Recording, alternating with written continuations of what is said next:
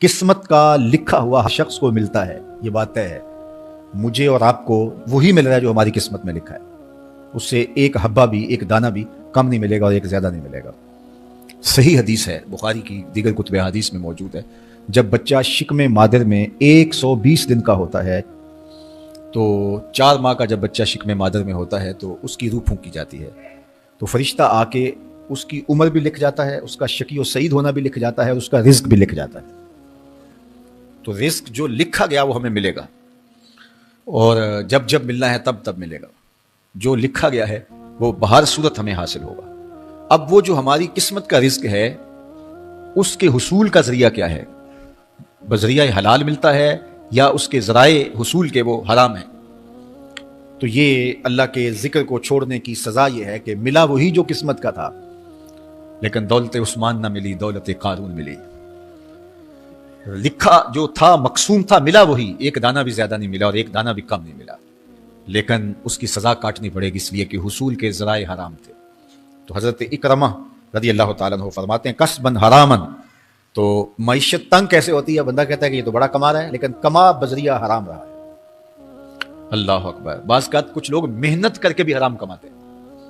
ہم نے دیکھا کہ اس گرمی میں جو لوگ مزدوری کرتے ہیں اور بالخصوص لوہے کی بھٹی پہ جو کام کرنے والے ہیں، کتنا سخت کام ہے، لیکن وہاں بھی جو ہے وہ چاہے 15-20 منٹ جو ہے وہ خیانت کر کے اپنے اس رزق کو حرام بنا لیں اور ناجائز کر لیں، اتنی مشقت کے باوجود بھی۔ کیتی کتری پئی کو محمد، پھر سکہ بنیا زردہ۔ تو ایک سودا ایسے بھی بک جاتا اگر 2 منٹ گاہک کو دیتا، لیکن جھوٹی قسم کھا لی اور وہ لے کے چلا گیا، سودا تو بک گیا لیکن ذریعہ اس کا حرام ہو گیا۔ یہ ذرا دیکھیے، جھوٹی قسم کھانے والے کو اللہ نظر رحمت سے بھی نہیں دیکھے، اتنی بڑی سزا ہے اس کی۔ اور نہ بکتا کوئی اور آ کے لے جاتا، جو قسمت میں لکھا ہے وہ تو آپ کا ہر صورت میں ہوگا، لیکن کچھ لوگوں کو اللہ کے ذکر کو چھوڑنے کا نتیجہ یہ ملتا ہے کہ پھر وہ ان کے ذرائع آمدنی جو ہوتے ہیں محنت کے باوجود بھی کسب حرام ہو جاتا ہے کسی نہ کسی وجہ سے۔ کئی لوگ دودھ اکٹھا کرتے رہتے ہیں، آخر میں ایک قطرہ پیشاب کا ڈال دیتے ہیں۔ سادہ مثال آپ کے سامنے رکھوں، کتنی محنت سے وہ کیا تھا، تو اپنی ساری محنت کو ضائع کر دیتے اور حرام کا ٹانکا لگا دیتے، ایک قطرے سے وہ سارا ضائع کر بیٹھتے۔ تو یہ اللہ کے ذکر سے منہ موڑنے کا نتیجہ ہے۔ جب تمہارے دل اللہ کی یاد سے خالی ہو جائیں گے، تمہاری زندگیوں میں قرآن نہیں ہوگا، تمہاری زندگیوں کے اندر اسلام کے اجالے نہیں ہوں گے، تو پھر نتیجہ کیا ہوگا کہ معیشت دنک کیا ہے؟ کسبن حرامن۔ دوسرا معنی کہ تنگ زندگی، تلخ زندگی، جو حضرت عبداللہ ابن عباس سے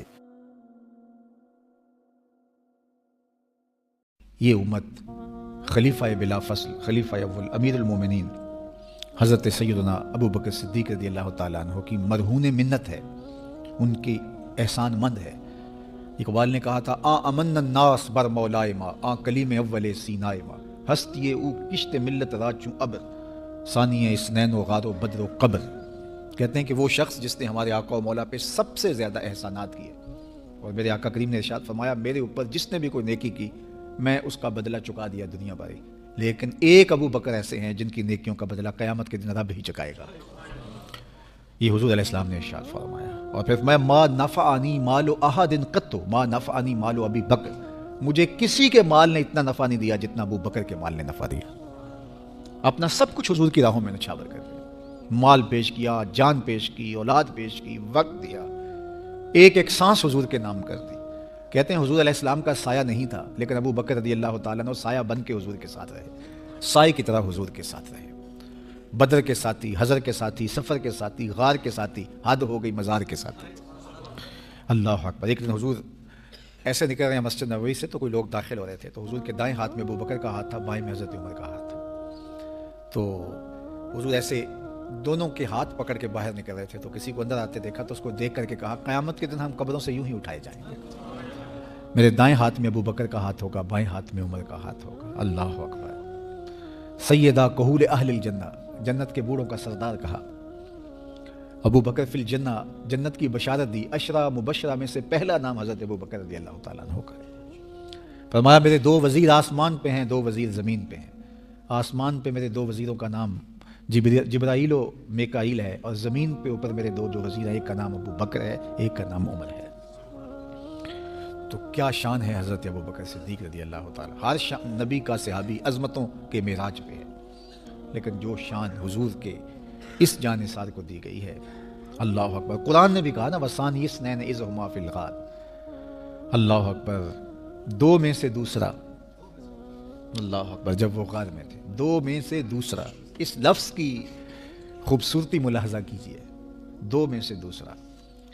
حضرت عمر کہا کرتے تھے، حضرت صدیق اکبر کا ذکر کرتے ساتھ رو پڑتے اور کہتے کہ ابو بکر میری ساری زندگی کی نیکیاں لے لیں، وہ غار والی ایک نیکی مجھے دے دیں۔ ساری نیکیاں زندگی کی ابو بکر لے لیں، ایک نیکی غار والی مجھے دے دیں۔